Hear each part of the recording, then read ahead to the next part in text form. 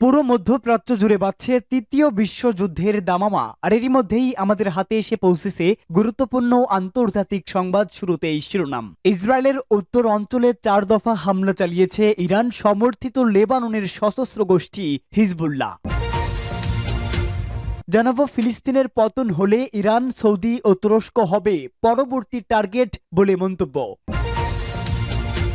এদিকে লেবাননে ধ্বংসের মাত্রা ভয়াবহ বললেন জাতিসংঘ কর্মকর্তা। জানাবো, রাশিয়ার হামলার আশঙ্কায় ইউক্রেনে মার্কিন দূতাবাস বন্ধ। এবং সর্বশেষ জানাবো, রাষ্ট্র পরিচালনায় ধর্মীয় শিক্ষা প্রতিষ্ঠানগুলোর ভূমিকা থাকতে হবে ইরানের সর্বোচ্চ নেতার বার্তা। এতক্ষণ শুনছিলেন সংবাদ শিরোনাম, এবারে বিস্তারিত। তবে তার আগে প্রতিদিনের আপডেট আন্তর্জাতিক সংবাদ সবার আগে পেতে ভিডিওটিতে একটি লাইক দিয়ে চ্যানেলটি সাবস্ক্রাইব করার অনুরোধ রইল। ইসরায়েলের উত্তর অঞ্চলে 4 দফা হামলা চালিয়েছে ইরান সমর্থিত লেবাননের সশস্ত্র গোষ্ঠী হিজবুল্লাহ। গাজায় ফিলিস্তিনি জনগোষ্ঠীর প্রতি সমর্থন এবং লেবাননের মাজদাল সেলেম ও ব্লিন্দা এলাকায় হামলার প্রতিশোধ হিসাবে এসব হামলা চালানো হয়েছে বলে জানিয়েছে গোষ্ঠীটি। হিজবুল্লাহ দাবি, নেভজিবে ইসরায়েলি আর্টিলারি অবস্থানে হাবুশিত মাউন্টেনের এক সদর দপ্তরে বেইত হিলেল ব্যারাকের একটি ব্যাটালিয়নে এবং বায়াত ব্লিন্দা স্থাপনায় হামলা চালানো হয়েছে। কাতার ভিত্তিক সংবাদ মাধ্যম আল জাজিরার এক প্রতিবেদনে এই তথ্য জানানো হয়েছে আজ। ইসরায়েলের নেভজিব এলাকায় ইসরায়েলের একটি অস্ত্রাগারে রকেট হামলা চালানো হয়েছে। হাবশিত পর্বতে অবস্থিত ইসরায়েলের 810তম হারমন ব্রিগেডের সঙ্গে সংযুক্ত একটি কোম্পানির সদর দপ্তরে রকেট হামলা চালানো হয়েছে। এছাড়া বেইত হিলেল ব্যারাকে আল শাহল ব্যাটালিয়নের রকেট হামলা এবং বায়াত বিলিন্দা সাইডে কামান দিয়ে হামলা চালানো হয়েছে। তবে এসব হামলায় কি পরিমাণ ক্ষয়ক্ষতি বা হতাহতের ঘটনা ঘটেছে সে সম্পর্কে বিস্তারিত কিছু জানানো হয়নি। এছাড়া ইসরায়েলও এসব হামলা নিয়ে এখনো মন্তব্য করেনি। এর আগে গত মঙ্গলবার ও বুধবার লেবাননে ভয়াবহ হামলা চালিয়েছে ইসরায়েল। ফিলিস্তিনের পতন হলে ইরান, সৌদি ও তুরস্ক হবে পরবর্তী টার্গেট। ইরানের ইসলামী বিপ্লবী গার্ড বাহিনী বা আইআরজিসির সাবেক এক প্রধান কমান্ডার হুঁশিয়ারি উচ্চারণ করে বলেন, ফিলিস্তিন ও লেবাননের দেশগুলোর বিরুদ্ধে চলমান যুদ্ধ শেষ করতে পারলে ইসরায়েল সরকার ও তার মিত্ররা ওই সব দেশ সহ পশ্চিম এশিয়া অঞ্চলের আরও কয়েকটি দেশকে টার্গেট করা শুরু করবে। ইরানের কাউন্সিলের সদস্য মেজর জেনারেল মোহসেন রেজাই স্থানীয় সময় গতকাল কথা বলেন। তিনি বলেন, ইরান যুদ্ধের কেন্দ্রে রয়েছে।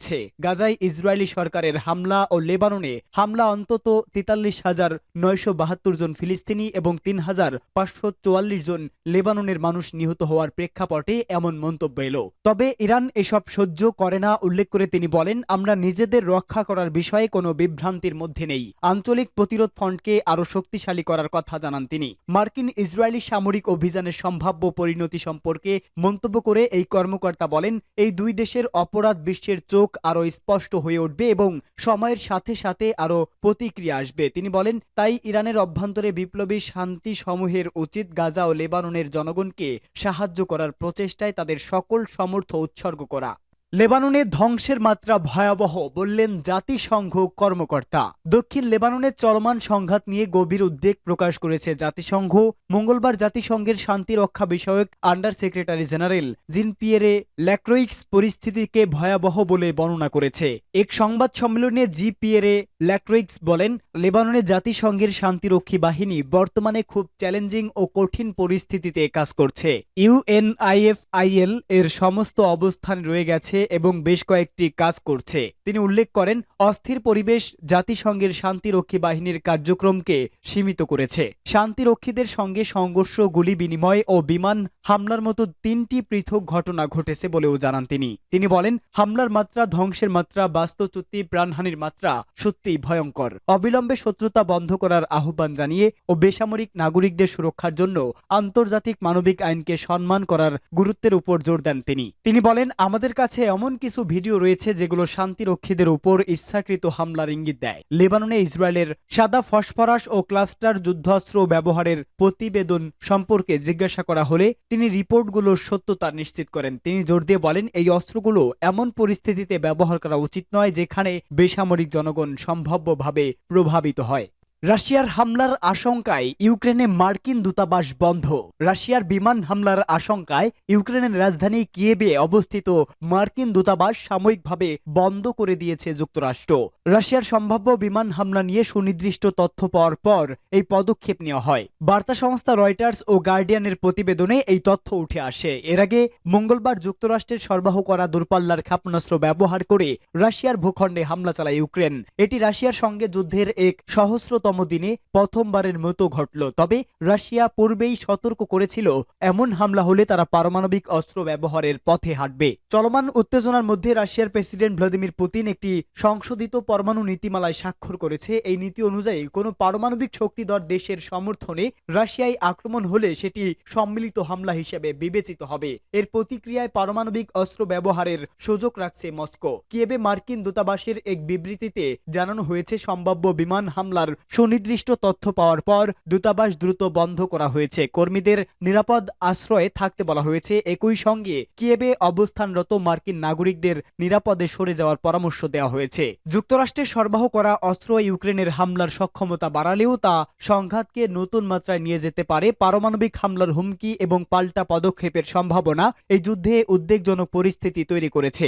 বিশেষজ্ঞদের মতে এ ধরনের ঘটনা রাশিয়া ও ইউক্রেন যুদ্ধকে আরো ভয়াবহ ও ধ্বংসাত্মক পরিণতির দিকে ঠেলে দিতে পারে। রাষ্ট্র পরিচালনায় ধর্মীয় শিক্ষা প্রতিষ্ঠানগুলোর ভূমিকা থাকতে হবে, ইরানের সর্বোচ্চ নেতার মন্তব্য। ইসলামী প্রজাতন্ত্র ইরানের সর্বোচ্চ নেতা আয়াতুল্লাহ খামেনি বলেছে, অর্থনীতি, রাষ্ট্র পরিচালনা ও পরিবার সহ সমাজের সব গুরুত্বপূর্ণ ইস্যুতে ধর্মীয় প্রতিষ্ঠানগুলোর ভূমিকা থাকতে হবে। ইরানের ধর্মীয় মহিলা শিক্ষা প্রতিষ্ঠান জামিয়াতুজ জোহরা এবং এর একদল কর্মকর্তা, শিক্ষক ও ছাত্রী আজ সর্বোচ্চ নেতার সঙ্গে দেখা করতে এলে তিনি একথা বলেন। আয়াতুল্লাহ খামেনি বলেন, ধর্মীয় শিক্ষা প্রতিষ্ঠানগুলো ধর্মীয় শাসন ব্যবস্থা থেকে দূরে থাকতে পারে না, কারণ খোদ হযরত মুহাম্মদ সাল্লাল্লাহু আলাইহি ওয়াসাল্লামকে ধর্মীয় শাসন কায়েম করার জন্য পাঠানো হয়েছিল। ইরানের সর্বোচ্চ নেতা বলেন, ধর্মীয় শিক্ষা প্রতিষ্ঠানগুলোর দায়িত্ব হলো সমাজকে পথ দেখানো। আর যেহেতু সমাজ প্রতিনিয়ত সামনের দিকে এগিয়ে যাচ্ছে, সেহেতু ধর্মীয় প্রতিষ্ঠানগুলোর মধ্যেও পরিবর্তন আনতে হবে, আধুনিকায়ন করতে হবে। তবে যারা এই পরিবর্তন সাধন করবেন তাদের অবশ্যই যোগ্যতা সম্পন্ন হতে হবে। আয়াতুল্লাহ খামেনি আরো বলেন, রাষ্ট্র পরিচালনার ধরন এবং অর্থনৈতিক সমস্যার সমাধান সহ বিভিন্ন নতুন বিষয় যেমন ক্রিপ্টোকারেন্সির মতো বিষয়ে ধর্মীয় শিক্ষা প্রতিষ্ঠানগুলোর পক্ষ থেকে ভূমিকা থাকতে হবে। তাদের মতামত আসতে হবে।